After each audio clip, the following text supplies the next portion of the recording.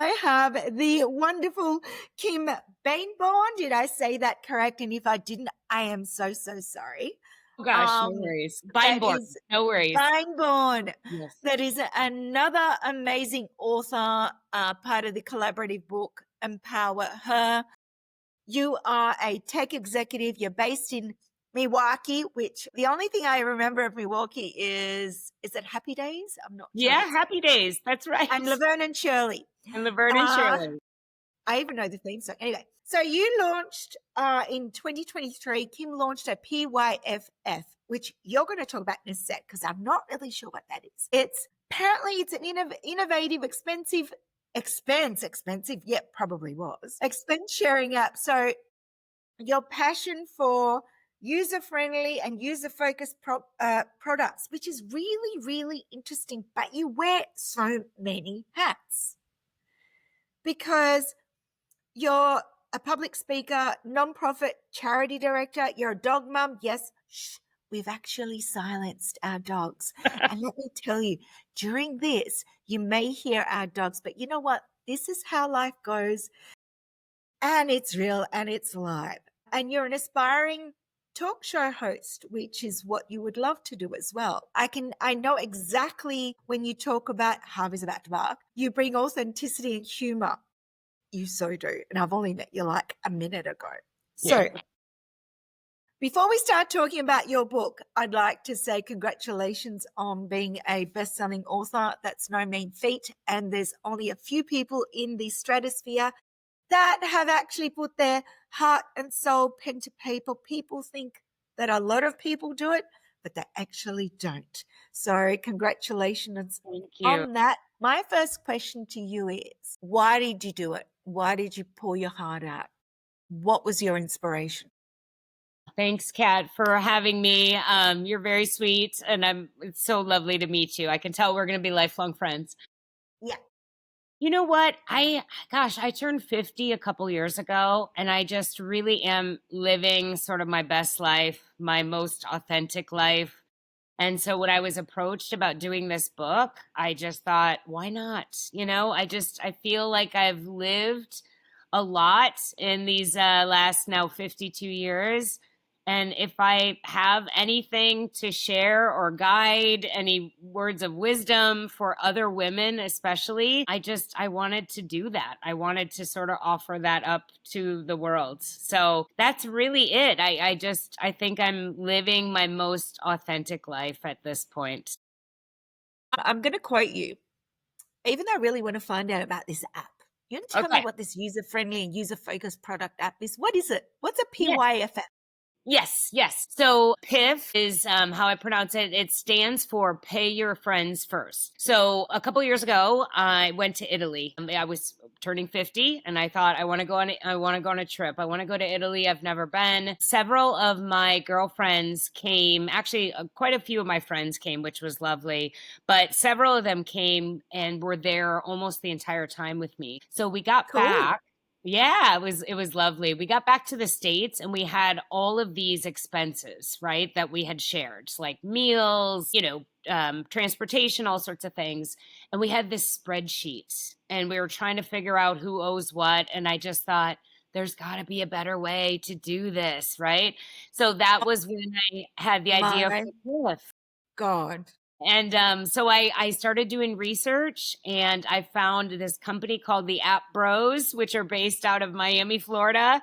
And I've been working with them and we created this app. So it's really for Oh my anyone God. sharing That it. is so clever. Pay your friends first. Yes, yes. Oh Pay my your God. friends. Now I totally get it. Good. Oh, good. I'm glad. I'm glad. That is so clever. Because we're Thank forever you. going, oh my God. I love it. Oh, Okay. good, good. I'm Yeah, you now a can fan. upload receipts. You can Oh, love it, do love all it, love of it, love that it. with an app. You can chat, right? You can talk shit. Sorry, I don't know if I can swear, but you can talk shit to one No, another. well, Like hey, you can be like, pay up, right, Buttercup. awesome. Yeah. Well, at least Aussie's a swearer. Oops.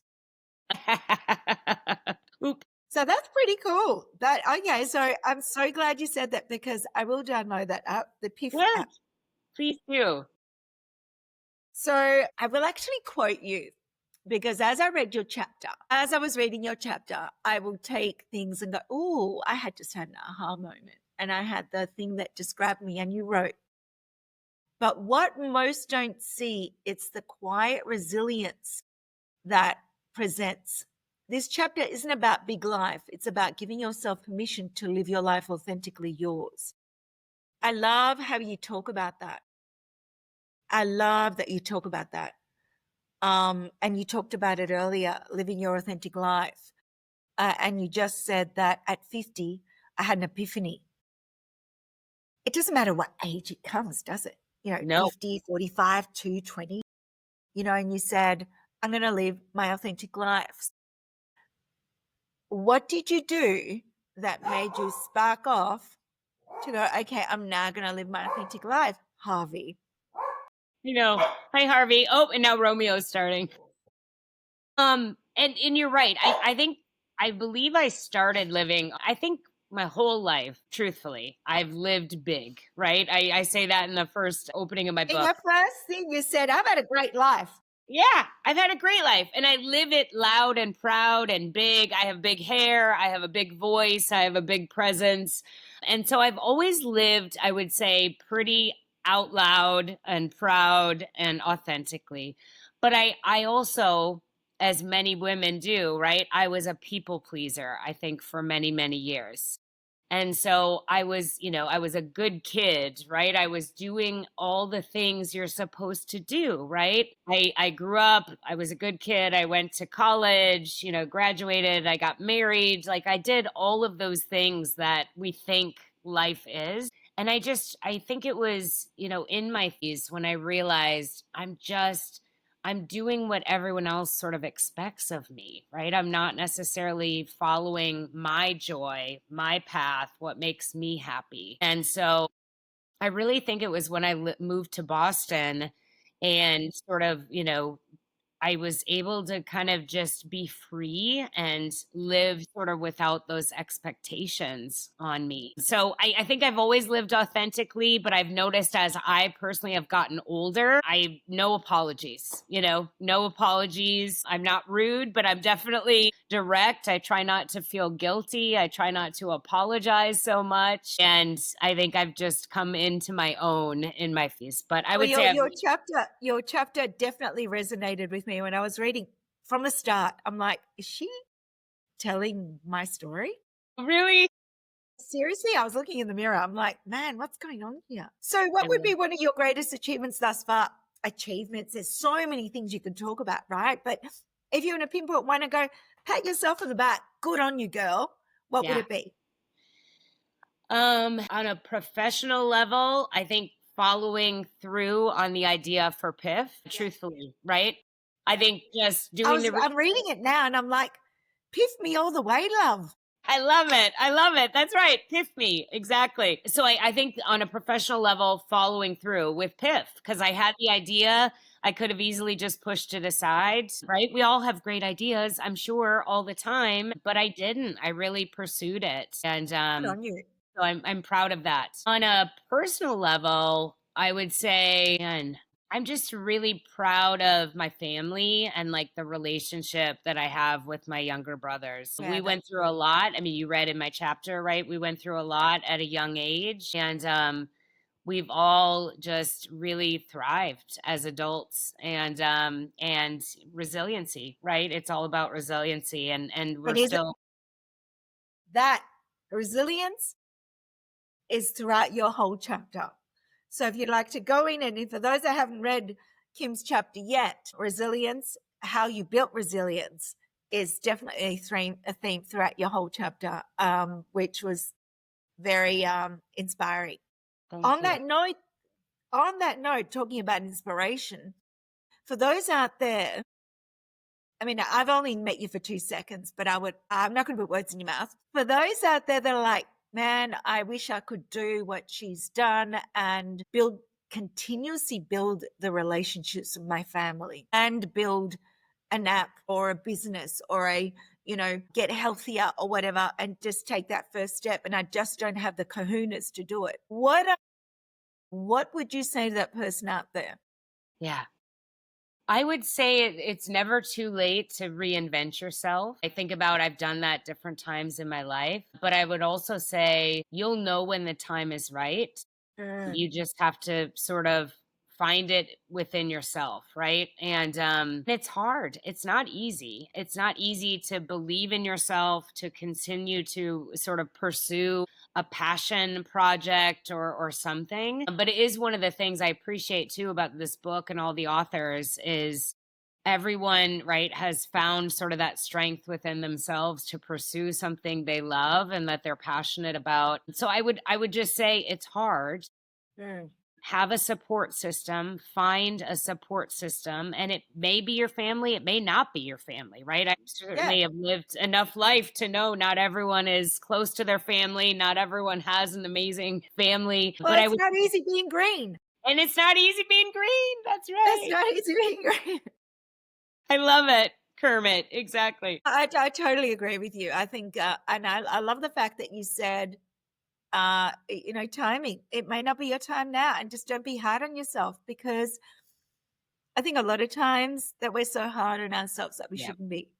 that's So, on right. that note, then what would you say to your former younger self at the age of 20? What would you say to her, knowing the experience that you've experienced now, just thus far?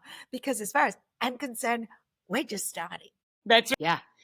Oh man, first of all, I would say I am so proud of you for everything that you have come through and done and survived. And, I would just say I'm so proud of you. But secondly, I would say figure out what makes you happy. Don't worry about everyone around you being happy all the time, right? It's good that you're a caretaker. It's good that you care about people and you're an empath, but don't forget about yourself. Don't Yeah. forget to make yourself, happy and pursue what makes you happy.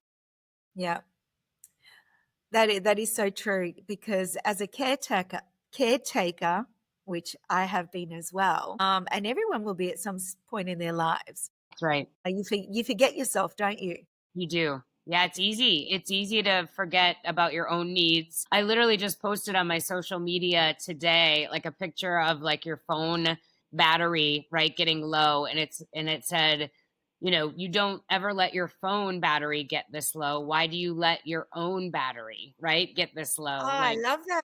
right, take care of yourself. Like Yeah, self-care is not a luxury. It is a priority and it is a necessity. absolutely. I think that's so important. That's such a good analogy. I think I'm going to share that one with my son.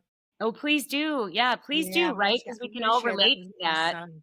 We never let our phones die, or rarely, right? And we put petrol in our car. Seriously, Yeah, yeah, we buy food, yeah. Right. Exactly. We do coffee, all the things. Yeah, all the things. we do all the things. Kim, it's been an absolute. Is your accents coming out? No, I'm just kidding. No, I talk like now I will talk like my mother. No, it's been an absolute pleasure having Mm, you on and discussing your version of what is an empowering book yeah. thus far and will continue to be and fold as a legacy piece. Thank you for it. So thank you so much. And I hope we talk again. Me too. Thank you for having me. It's been an absolute pleasure, and I love what you're doing. I think this is fantastic. So thank you. I Ah, thank appreciate you you so so much. much.